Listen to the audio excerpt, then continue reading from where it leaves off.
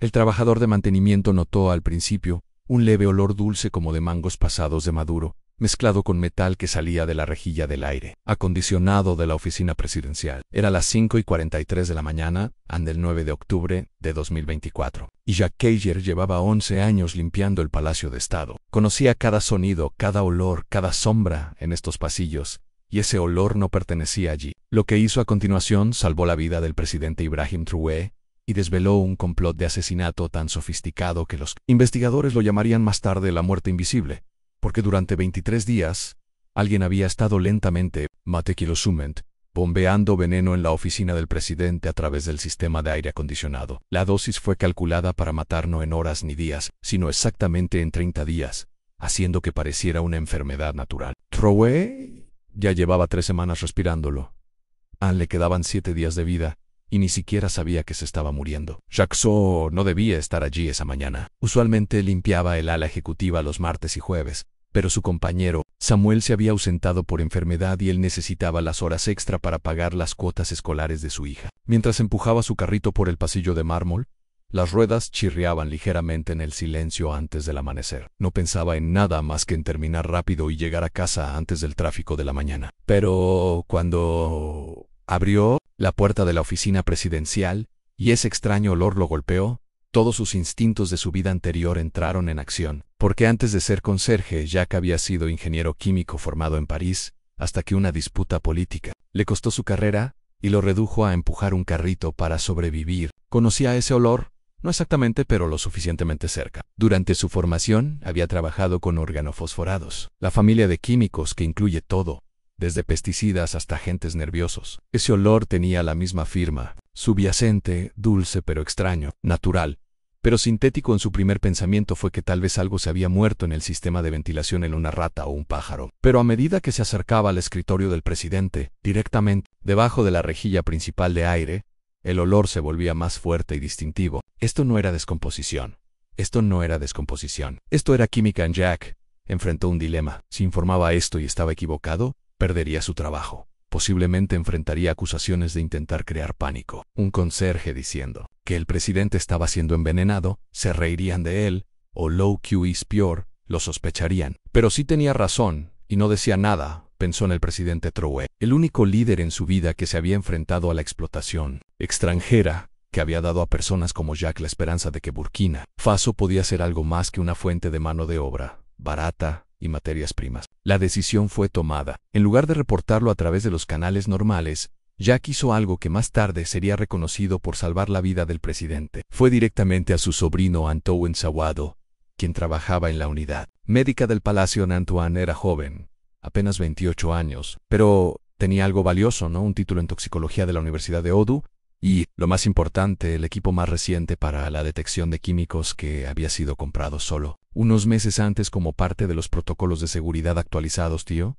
¿te das cuenta de lo que estás sugiriendo?, dijo Antoine cuando J.Q. le explicó. Si probamos la oficina del presidente sin autorización y no encontramos nada, nos arrestarán a los dos. Jack asintió sombríamente. Y si no probamos y el presidente muere. Antoine ya estaba alcanzando su equipo. Quizás tenían 1 hora antes de que el palacio despertara completamente, antes de que cambiaran los turnos de seguridad y el ala ejecutiva se volviera impenetrable. Las manos de Antoine temblaban mientras calibraba el espectrómetro de masas portátil en un dispositivo no más grande que una maleta, pero capaz de detectar compuestos químicos hasta en partes por billón. Jack permanecía de guardia junto a la puerta, a su fregona y cubo, proporcionándole la cobertura perfecta para justificar su presencia. La primera lectura hizo que Antoine se quedara sin aliento. Dimetilmetilfosfonato, susurró, su rostro pálido. Tío, esto es un precursor del gasarín, pero modificado, tamponado, con algo para ralentizar su efecto. Hizo más lecturas moviendo el sensor por la habitación. La concentración era más alta cerca del escritorio del presidente, específicamente alrededor de la rejilla de aire directamente encima de donde Traoré se sentaría durante horas cada día, leyendo informes, firmando documentos, respirando lentamente la muerte. ¿Cuánto tiempo?, preguntó Jack, aunque temía la respuesta. Antoine estaba haciendo cálculos en su teléfono. A esta concentración, con exposición diaria prolongada, tal vez 30 días desde el primer contacto hasta la falla orgánica, parecería una enfermedad misteriosa, probablemente atribuida al estrés o alguna enfermedad tropical desconocida, para cuando los síntomas se volvieran graves. Sería irreversible, Tenían que actuar inmediatamente. Pero ¿en quién podían confiar? El envenenamiento requería acceso al sistema de aire acondicionado, conocimiento del horario del presidente y química sofisticada. Esto era un trabajo interno, posiblemente llegando alto en el gobierno o en el aparato de seguridad en un movimiento en falso, y quedarían silenciados o, peor aún, acusados de ser los responsables del envenenamiento. Jack tomó otra decisión crucial. Vamos al capitán Bryce Yamiogo, dijo. Yamiogo era la única mujer miembro del equipo de seguridad del presidente. Promovida por Troué a pesar de la significativa resistencia de la vieja guardia, no tenía conexiones con el régimen anterior, ni deudas con manipuladores extranjeros. Si alguien podía ser confiable, era ella. Encontraron a la capitana Yamiogo comenzando su ronda matutina. Cuando vio al conserje y al técnico médico acercándose con expresiones urgentes, su mano se movió instintivamente hacia su arma. Pero cuando Antoine le mostró las lecturas del espectrómetro, su escepticismo se transformó en alarma. ¿Cuánto tiempo ha estado pasando esto?, exigió. Antoine sacó los datos basado en el patrón de degradación química. Estimaría unos 23 días. El presidente tiene tal vez una semana antes de que los síntomas se vuelvan irreversibles. La respuesta de Yamiogo fue rápida y decisiva. Inmediatamente activó el protocolo 9, un procedimiento de bloqueo que selló el ala ejecutiva, y convocó solo al personal de seguridad más confiable. Luego hizo algo que sorprendió tanto a Jacques como a Antoine. Llamó directamente al presidente Troué. Señor, no entre en su oficina. Voy a su residencia inmediatamente con el equipo médico. 20 minutos después, en una sala segura de la residencia presidencial, Troué se sentó tranquilamente mientras Antoine explicaba los hallazgos. El presidente no mostró pánico, solo una expresión pensativa mientras procesaba la información. 23 días, dijo en voz baja. Eso significaría que comenzó el 16 de septiembre.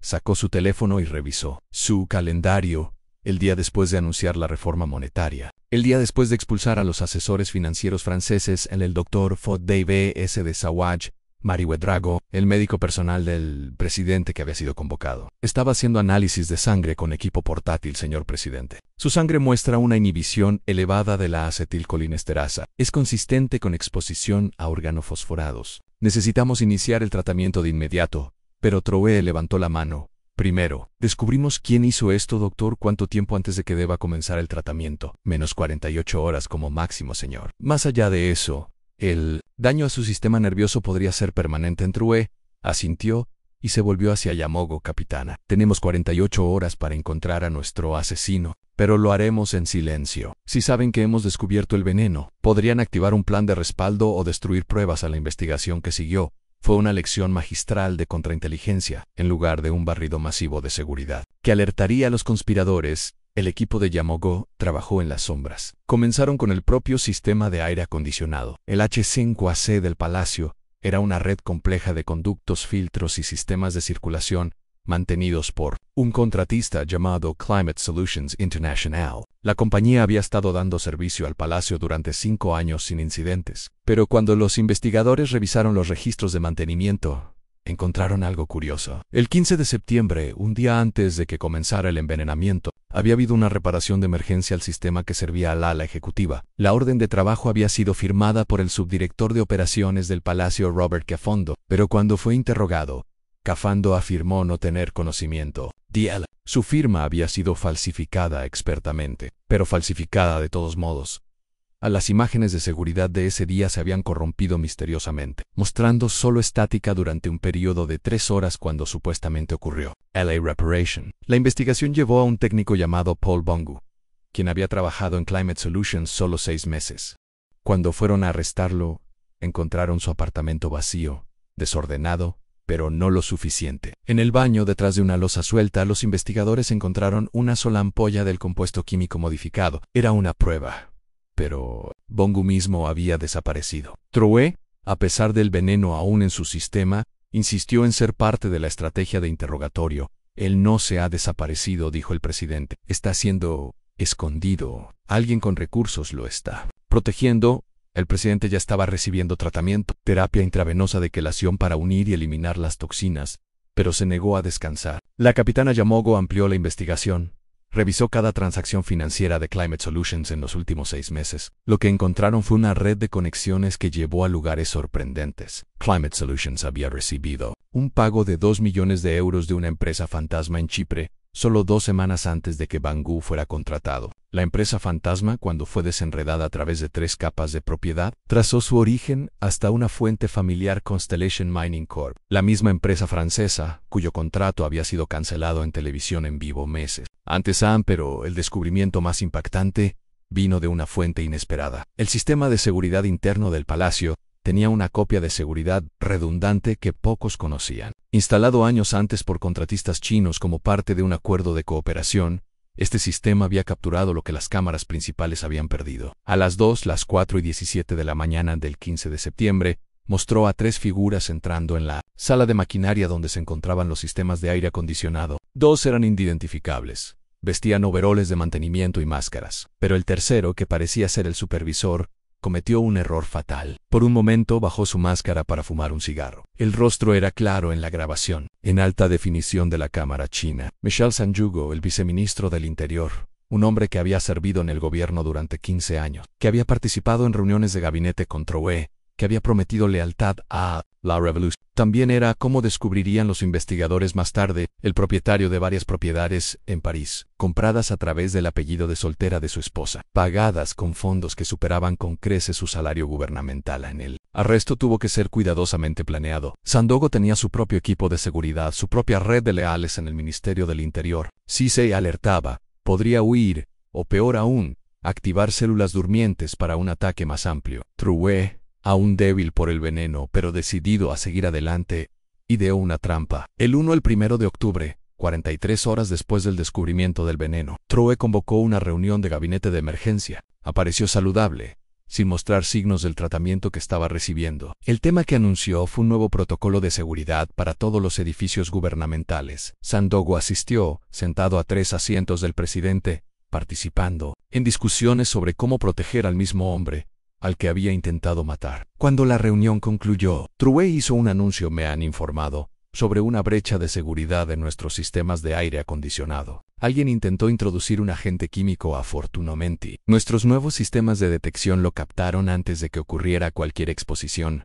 Observó cuidadosamente el rostro de Sandogo. La expresión del viceministro no cambió, pero su mano izquierda, descansando sobre la mesa, se apretó ligeramente. Quiero una investigación completa.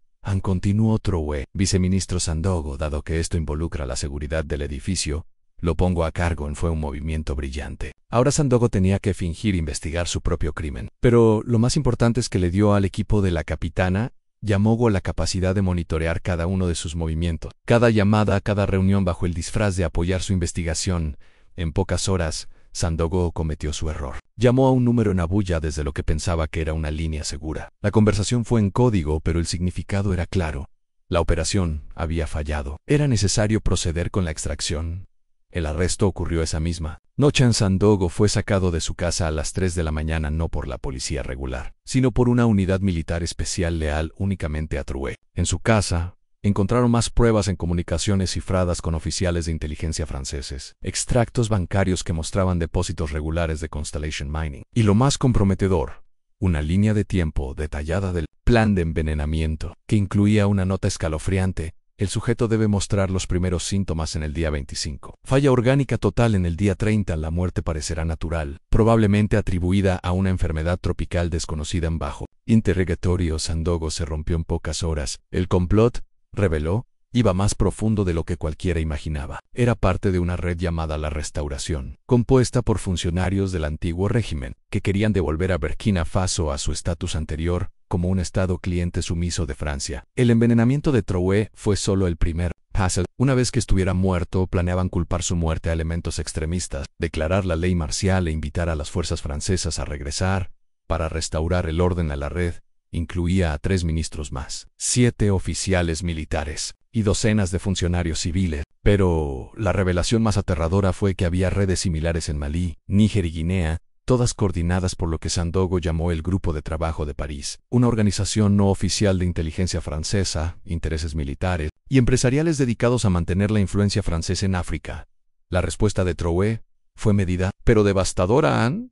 En lugar de realizar arrestos masivos que pudieran desencadenar una intervención francesa, optó por una precisión quirúrgica. Los conspiradores fueron detenidos en silencio, uno por uno, durante el transcurso de una semana. Cada arresto fue documentado, las pruebas catalogadas, las confesiones grabadas. Luego, el 20 de octubre, exactamente un mes después de que comenzara el envenenamiento, Trouet salió a la palestra en la conferencia de prensa. Se celebró en la misma oficina donde había sido lentamente envenenado. El sistema de aire acondicionado había sido completamente reemplazado, pero Trouet se puso de pie directamente debajo de la nueva rejilla, mientras hablaban durante 23 días. Comenzó, respiré veneno en esta oficina. Estaba diseñado para matarme lentamente, para hacer que mi muerte pareciera natural. Para evitar la tensión internacional que traería una bala o una bomba, levantó un frasco con el compuesto venenoso. Esto es lo que usaron. Un agente nervioso modificado, diluido y dispersado a través del aire que respiré mientras trabajaba para nuestra nación. Pensaron que eran astutos, sofisticados, invisibles. Colocó el frasco cuidadosamente sobre la mesa, pero olvidaron algo fundamental sobre Burkina Faso.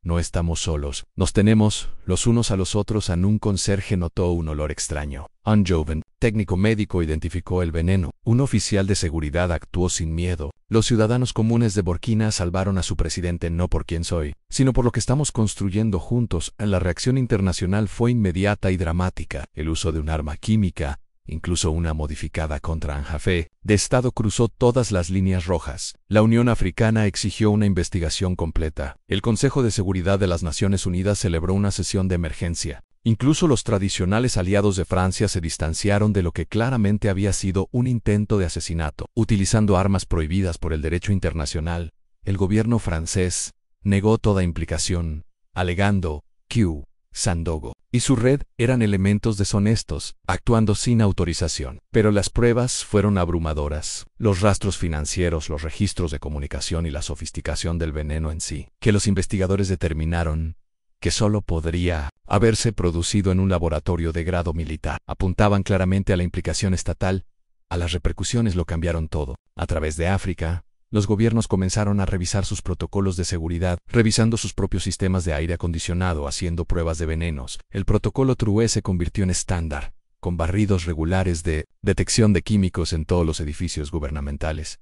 Pero lo más importante, destruyó la ilusión de la invencibilidad francesa. Si podían ser atrapados intentando asesinar a un presidente con veneno, ¿qué más eran capaces de hacer? ¿Qué más habían hecho que aún no se había descubierto? Jacques Cory, el conserje que había notado el olor, se convirtió en un héroe nacional. Trouet personalmente le otorgó la Orden Nacional de la Valentía y le ofreció cualquier puesto que deseara en el gobierno. Jacques eligió regresar a su profesión original, convirtiéndose en el jefe de una nueva división de seguridad química encargada de proteger todos los edificios gubernamentales de ataques similares. Su primer acto fue contratar a su sobrino Antoine como su adjunto.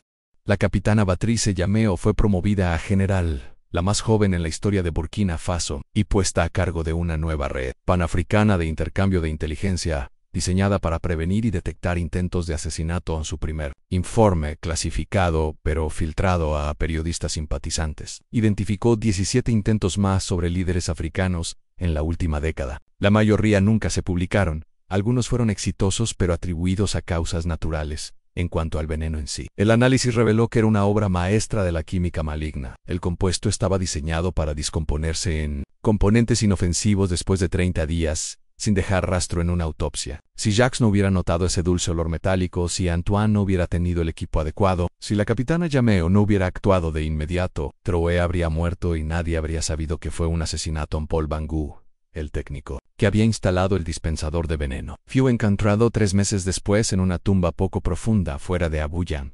Había sido ejecutado de un disparo, presumiblemente para evitar que testificara. Pero su muerte llegó demasiado tarde. En su confesión, grabada durante el breve periodo entre su arresto y la llegada de su abogado, proporcionó pruebas cruciales sobre los aspectos técnicos del complot. La unidad de aire acondicionado modificada en sí fue preservada y ahora se exhibe en el Museo de la Soberanía, en Ouagadougou, junto con las lecturas del espectrómetro, el frasco del veneno y el informe de mantenimiento original de Jacques. Una placa debajo de la exhibición dice durante 23 días. La muerte fluyó a través de estas rejillas, pero la vigilancia, el coraje y la solidaridad fluyeron más fuertes. Trouet se recuperó completamente del envenenamiento. Aunque los médicos dijeron que estaba a quizás 72 horas de daño neural permanente cuando comenzó el tratamiento. En sus memorias, publicadas años después, escribiría: enfrentado armas, bombas y golpes de Estado. Pero el veneno en el aire me enseñó la lección más valiosa. La mayor arma de nuestro enemigo es su creencia de que no notaremos, no entenderemos.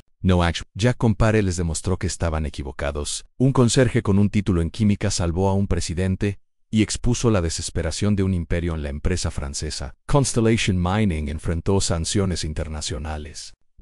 Varios de sus ejecutivos fueron acusados por la Corte Penal Internacional de conspiración para cometer asesinato utilizando armas químicas. La empresa eventualmente declaró quiebra. Sus activos en África fueron confiscados y nacionalizados por varios gobiernos, pero quizás el impacto más duradero fue psicológico. La imagen de un presidente siendo lentamente envenenado en su propia oficina, mientras trabajaba para su gente, se convirtió en un poderoso símbolo de hasta dónde llegarían las potencias neocoloniales para mantener el control. También se convirtió en un símbolo de resistencia. Si los ciudadanos comunes podían detectar y detener un complot tan sofisticado, ¿qué no podrían lograr juntos? Hoy en día, cada 9 de octubre, Burkina Faso observa el Día de la Vigilancia en conmemoración del descubrimiento de Jacques Caire.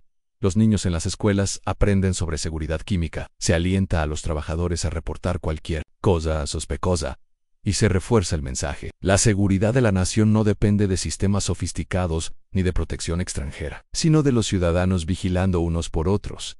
El complot de envenenamiento fracasó no porque tuviéramos tecnología avanzada o inteligencia internacional, sino porque un conserje supo que el olor no pertenecía. Un joven técnico tuvo el coraje de probarlo, y un oficial de seguridad actuó sin dudar. Fue, como escribió un historiador, el asesinato que fracasó porque África recordó respirar juntané, y en esa respiración compartida detectaron el veneno, destinado a matar sus sueños, años después. Cuando le preguntaron por qué siguió trabajando a pesar de saber que estaba siendo envenenado durante esas 48 horas finales, antes del tratamiento, Trué sonreiría y diría: cada respiro que tomé en esa oficina fue un acto de desafío. Querían que muriera en silencio, invisiblemente. En cambio, viví en voz alta, públicamente, y convertí su veneno en prueba de que no importa cuán sofisticada sea el arma, no puede derrotar a un pueblo que se niega a dejar de velar unos por otros. El dulce olor a muerte se había convertido en la fragancia de la libertad. Y en esa transformación,